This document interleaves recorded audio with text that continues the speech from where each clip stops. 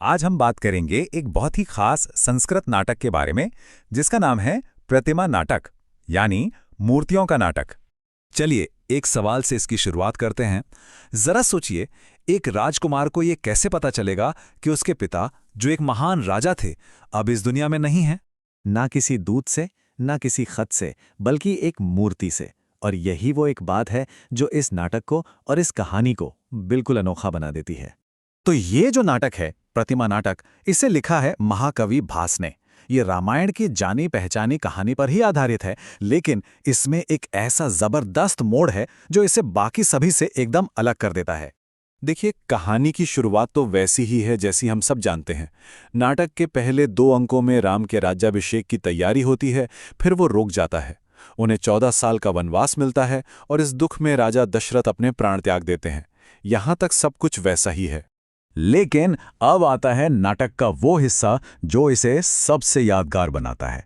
वो सीन जिसकी वजह से इस नाटक को अपना नाम मिला, प्रतिमा गृह, यानी मूर्तियों का घर।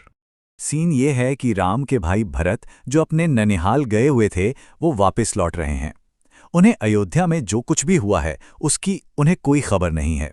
वो इस बात से पूरी तरह बेखबर हैं कि उनका परिवार कितनी बड़ी मुसीबत से गुजर रहा है।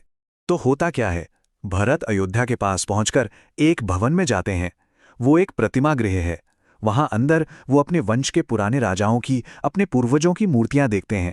और फिर उनकी नज़र एक चौथी मूर्ति पर पड़ती है, एक नई मूर्ति पर, जो वहां नहीं होनी चाहिए थी। और वो मूर्ति थी उनके पिता राजा दशरथ की। तो ये प्रतिमा गृह आखिर था क्या?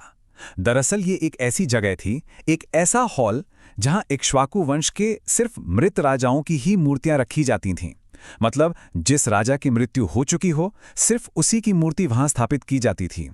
किसी भी जीवित राजा की मूर्ति का वहां होना नामुमकिन था।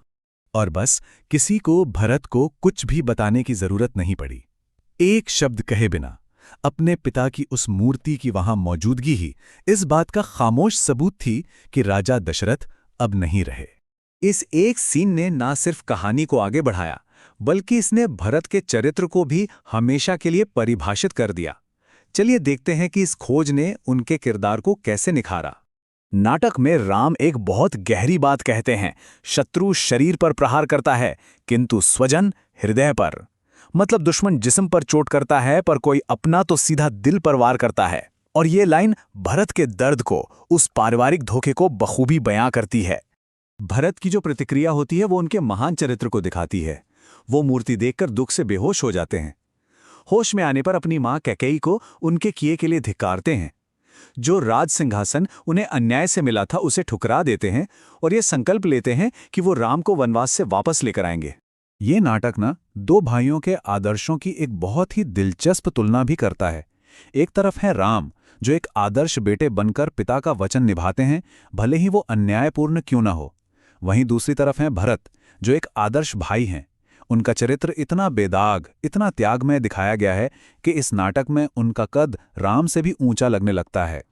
तो सवाल ये उठता है कि नाटककार भास की ये जो कल्पना थी, ये जो रचनात्मक सोच थी, वो इतनी शानदार क्यों मानी जाती है? चलिए इसके पीछे की प्रतिभा को समझते हैं। तो इससे जुड़े कुछ मुख्य तथ्य क्या हैं? लेखक हैं महाकवि भास। नाटक में कुल 7 अंक हैं। इसका मुख्य भाव यानी रस करुण रस है, मतलब दुख और दया का भाव।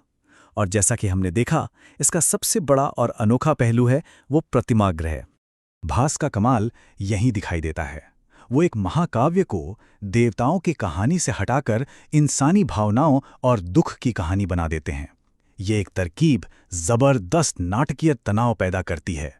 ये भरत के चरित्र को एक नई ऊंचाई पर ले जाती है और इसी वजह से इस नाटक को इसका अनोखा और हमेशा याद रहने वाला नाम मिलता है।